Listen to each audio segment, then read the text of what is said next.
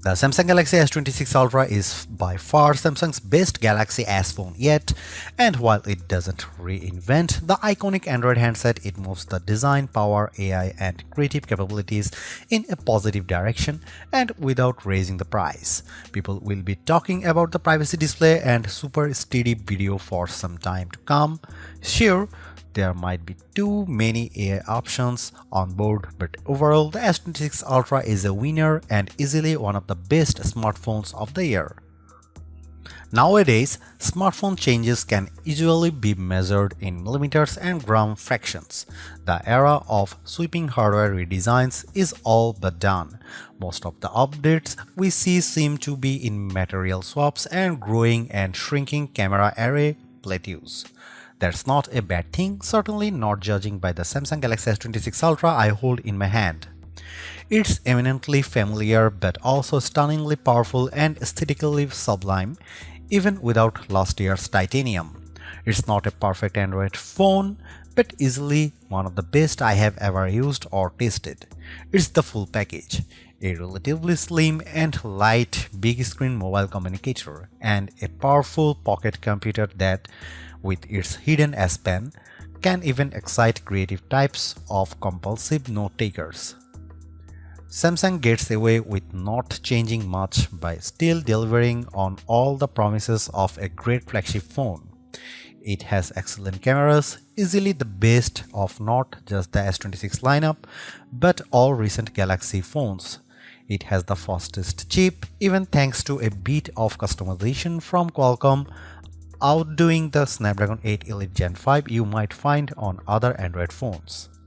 The S26 Ultra hides a pair of truly remarkable features that are not evident at first glance but will surely be the most talked about updates for some time to come. One is the privacy display, a true bit of display hardware innovation that has no equivalent on any other modern smartphone. Then there is the built-in gimbal. Strike that, it's not really a gimbal, just a wild bit of hardware and software engineering that lets you turn your camera up to 360 degrees while keeping the footage perfectly labeled. It's a handset overstuffed with AI possibilities, adding this time perplexity to Bixby and upping the creative and assistive capabilities of Galaxy AI. Google uses the S26 Ultra to give us a sneak preview of the agentic possibilities soon arriving on Pixels and all other supporting Android phones. The list of AI abilities is long, overwhelming, and perhaps too much. It's not a weakness per se, but I still don't know why one phone has so many. But then you also might wonder why the iPhone 17 Pro Max still has so few. Samsung backs up the power and performance of this smartphone with way better heat and power management and excellent battery life. And to top it all off, it's still $1,299 US.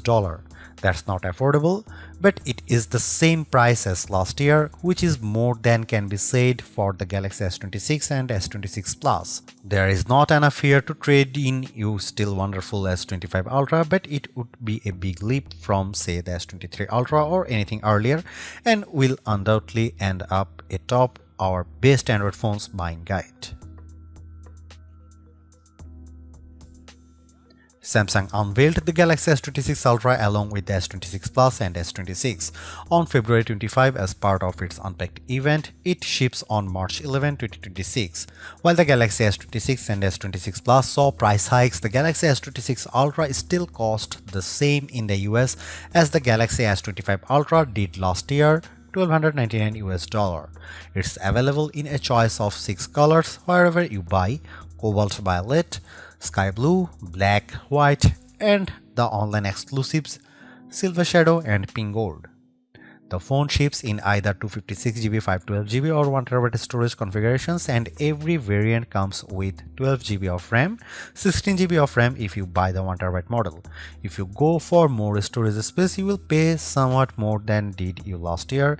In the US, the 1TB model is now $1,799 US, roughly $140 more than the last year. The Galaxy S26 Ultra is still a little more expensive than the base iPhone 17 Pro Max, and both do start with 256GB of storage and offer comparable features. However, the S26 Ultra does include the integrated S Pen and all of that onboard AI.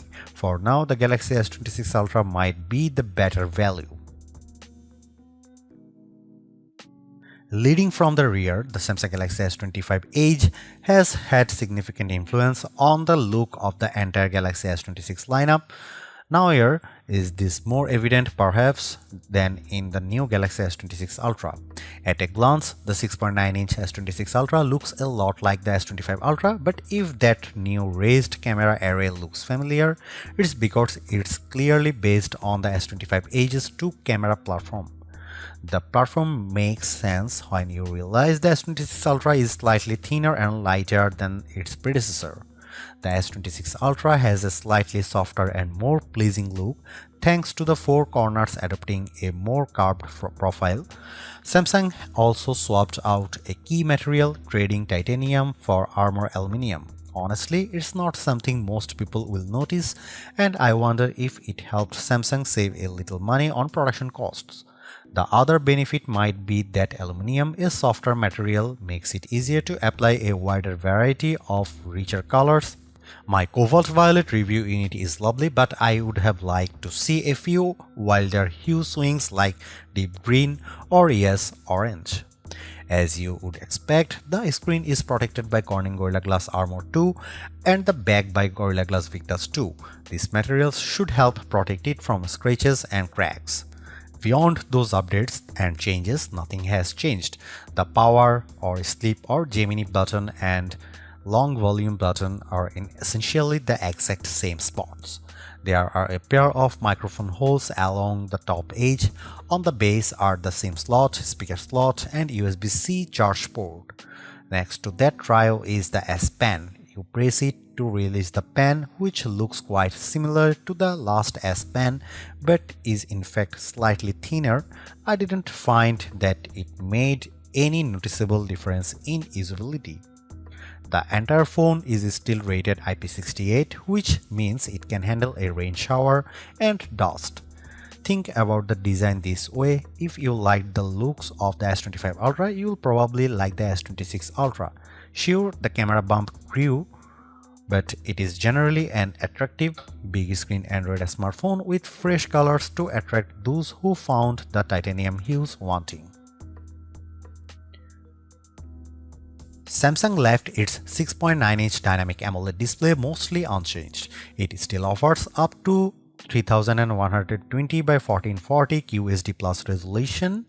It has the same brightness and ability to smoothly transition from 1 Hz for a sleep screen to the buttery smooth motion of 120 Hz. There is still a selfie camera cutout near the top of the display and a very thin channel between the frame and the screen for one of the loud and clear stereo speakers.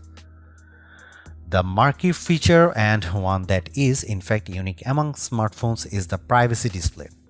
As the name implies, this feature adjusts the screen so that people standing on either side of you, behind you, or even in front of you cannot read what is on your display. There are a few remarkable things about this feature. First, it's a hardware innovation accomplished by controlling two different kinds of pixels, narrow and wide. These pixels are set in every other pixel pattern: wide, narrow, wide, narrow. In standard mode, both pixels are on, providing a 180-degree view of your S26 Ultra screen.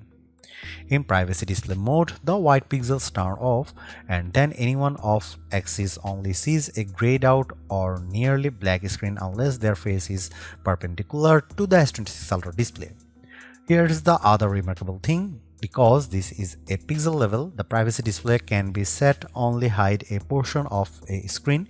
Think notification pop-ups, password, and PIN entry. You can access display privacy through settings or the quick panel. On there, it lets you turn it on for the whole screen or set conditions: PIN, pattern, password, and notification pop-ups. I turned on privacy display and could immediately see it at work. First, I noticed that my own screen view looked slightly desaturated. Second, the default privacy display mode isn't that effective, and I could still make out the dimmed content even when viewing the screen from an angle. To really see the magic, you have to turn on maximum privacy protection. Once I did that, my screen looked almost black from an off angle, and the same was true when I set it for conditions like only blacking out my notification pop-ups. The third and perhaps best privacy display feature is that you can enable it on a per app basis. Imagine you don't want anyone see what your TikTok or Instagram algorithm looks like. Just turn on privacy display for those apps, and whenever you use them, they will only be visible to you. I set it up for my TikTok and Instagram, and it worked perfectly. This is the kind of feature I expect competitors like Apple, OnePlus, Motorola, and others to copy in short order.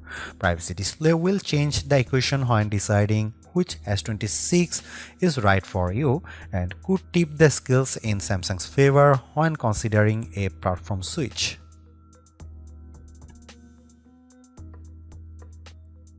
Direct comparisons of the Samsung Galaxy S26 Ultra with, say, Apple's iPhone 17 Pro Max don't entirely make sense.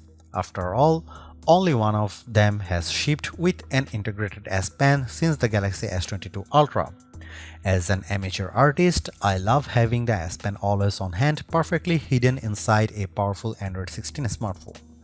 The latest S Pen looks a lot like the last one, but it is slightly thinner and the back end is now curved to match the curve of its S26 Ultra housing. In use, this S Pen is just as useful as its predecessors.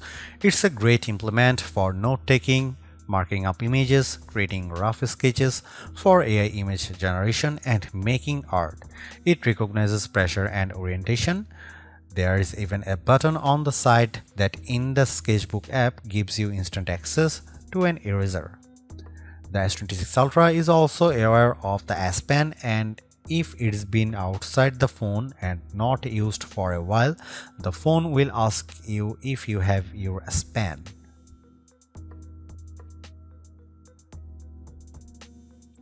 Before we dive into the photographic performance of the Samsung Galaxy S26 Ultra, let's pause a moment to look at the virtually unchanged camera array and selfie camera. The main camera is 200 megapixel and f1.4 aperture. The 5x telephoto is 50 megapixel, also provides the 10x zoom through a sensor crop. Its aperture is f2.9. The 3x optical lens is 10 megapixel f2.4 aperture. The ultra-wide is 50 megapixel f1.9 aperture, and the front-facing camera is 12 megapixel f2.2 aperture. What's not evident there too are two significant changes on the 200 megapixel main camera and 10 megapixel 5x optical zoom. Both camera features wider apertures, which allows them to capture more light and makes them more effective in low light situations. In practice, this is an excellent set of lenses, and based on megapixels, they all beat the iPhone 17 Pro Max's 48 megapixel lenses. However, even on the 200 megapixel camera, you will be default to shooting at a pixel binding 12 megapixel. The iPhone 17 Pro Max defaults to shooting at 24 megapixel. I shot photos using all the cameras, often capturing the exact same image with the Galaxy S25 Ultra and iPhone 17 Pro Max. All of these phones offer excellent cameras, and I found the image quality generally excellent. If anything, the S26 Ultra appears to have pulled even with the iPhone 17 Pro Max in most photo scenarios. Samsung told me that their image processing now allows the phone to understand the native noise signature of each lens and adjust accordingly. What this means is my photo results are clearer and cleaner. Between that, the larger apertures and low light photography, especially nighttime photography, shows a significant improvement. I noticed far less graininess in my star photography.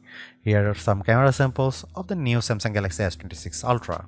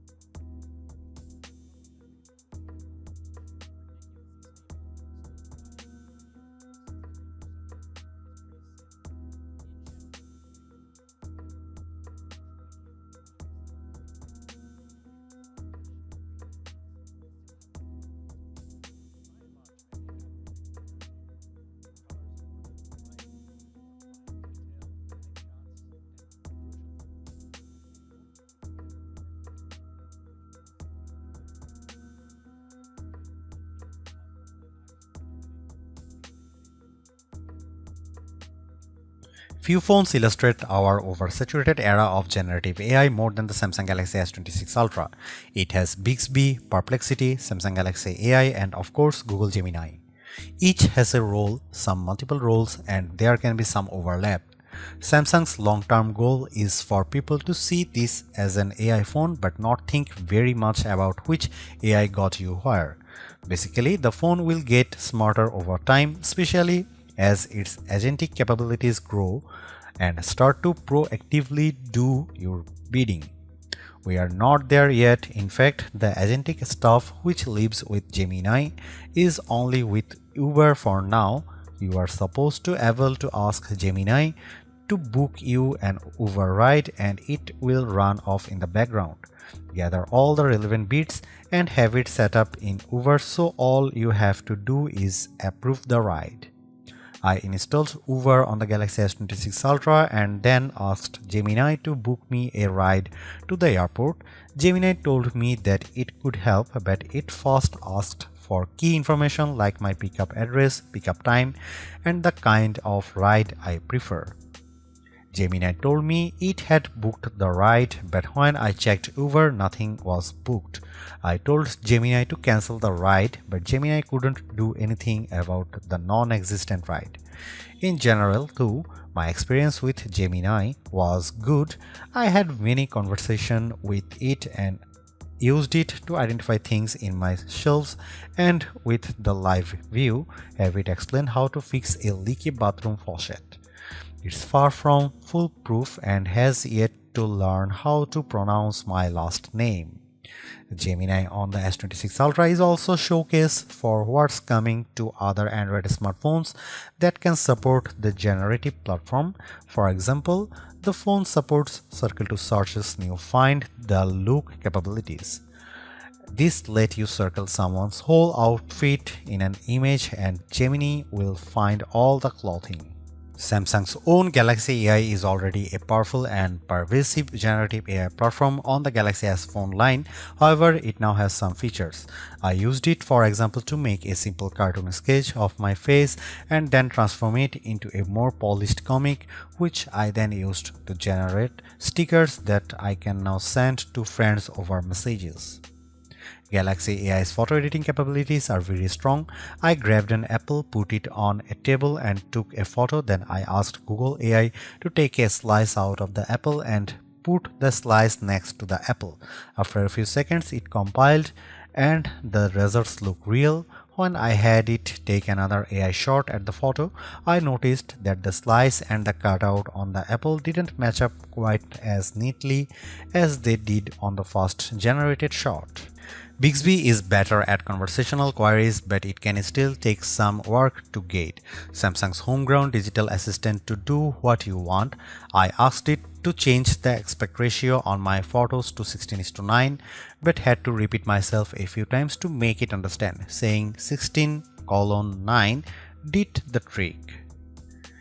For questions that do not relate to the phone, Bixby now has Perplexity AI. If you ask, as I did, about the capital of Montana, Bixby won't hesitate but will tap directly into Perplexity in the cloud to get the answer. You'll notice that the result has a little Perplexity logo on it. The Samsung Galaxy S26 Ultra has a collection of Now features, including Now Brief, which shows up as a home screen widget, Now Bar for adaptive reminders, and the new Now Nudge, which can give you contextual reminders and information where and when you need it. Now Brief is a fine widget with information about the weather, my schedule, and news, but I didn't find much use in the rest of the Now tools. I think I need to spend more time with the phone and let it learn a whole lot more about me before these tools become truly useful. Last year, Samsung unveiled its powerful audio erase, which can remove distracting background audio from your videos. You can reduce voices, crowd sounds, and background noises with customizable sliders for each control. It's effective, but if you turn the noise reduction all the way down, voices can end up sounding a bit robotic. More intriguing is Audio Eraser's new third-party app capabilities, which you access via the quick panel. I tried it with TikTok and YouTube and could tell it sharpened and raised the dialogue a bit over background noises, but otherwise did not find it all that useful. I like many of these AI tools, but I do think the system is a bit overloaded with options. I look forward to a time when there is more consistent AI approach with zero redundancy. If one onboard AI can handle a task, there should not be another waiting in the wings to do the exact same thing. Every year, Samsung gets the fastest available Snapdragon for its flagship smartphone, and every year it convinces Qualcomm to customize the chip, squeezing out a few extra gigahertz of speed just for its phones. In truth, the Qualcomm Snapdragon Gen 8 Elite 5 for Galaxy is about more than just speed. It's customized to work better for the Galaxy S26 series across a range of tasks. Samsung claimed that it brings faster CPU, GPU, and NPU performance. This translates into better Geekbench benchmarks than the similarly named Snapdragon chips in last year's Galaxy S25 Ultra. Single-core and multi-core scores eclipse those on Apple's A19 Pro. GPU screens are harder to compare to the iPhone 17 Pro Max. Silicon appears to be significantly ahead of those on the S26 Ultra. Benchmark numbers tell you little about real-world performance in everyday use. That last Ultra was fast, and this new S26 Ultra is fast. There is enough headroom that I doubt anyone will notice the difference. The NPU powers some pretty impressive local AI. I played PUBG and Asphalt 9 Legends on the phone and was impressed with how the games looked and the smooth and fast performance. Better yet, the S26 Ultra never got warm. I will credit the new vapor chamber with the cooler performance. The Galaxy S26 Ultra CPU is backed by 12GB of RAM and 256GB of storage. I can get 16GB of RAM if I pay for the pricey 1TB model. Overall, this is a fast device ready to accomplish a range of tasks, including running some impressive local AI models. I am honestly impressed by the Samsung Galaxy S26 Ultra's battery life. Even with brightness turned up, the screen refresh rate set to a max 120Hz and resolution turned up to QHD+, it carried well past 25 hours of operation. If I lower the brightness and work with Full HD+ resolution, it can last 2 days on a charge. The 3nm Qualcomm Snapdragon chip is efficient, and the One UI 8.5 platform knows how to squeeze the most life out of a single charge. Recharging can be done with a 45-watt charger, reaching 75% in about 35 minutes. A 65-watt wired charge could reportedly do the same in 30 minutes. I had my phone fully charged in under an hour. The phone supports fast wireless charging with up to a 25-watt charger. What's missing, though, is any kind of MagSafe style support. There are no magnets in the back of the S26 Ultra, which is a bit of surprise considering we got Pixel Snap on Google Pixel 10 phones. Samsung is only promising that all the cases it sells will come with the built-in magnets. The S26 Ultra sticks closely to the familiar Galaxy formula, but it is one that clearly works. Performance is blazing, Samsung's software ecosystem is extensive, and photography largely keeps pace with the Western competition. The S Pen continues to have its vocal supporters, and Privacy Display can legitimately claim to be the most interesting new phone tech of 2026. Anyone demanding the biggest batteries or best camera sensors probably started shopping elsewhere a few generations back, and the S26 Ultra's minimal gains on the later haven't done anything to change that. The pro-level video features, while very sleek, don't have mainstream appeal. Samsung AI's seeping into every aspect of the operating system is beginning to grate too. But there's safety in what you know, and a lot of people have a Samsung phone in their pocket already. Spec snobs may not like it, but this is almost certainly the flagship Android phone for the majority of US and European buyers.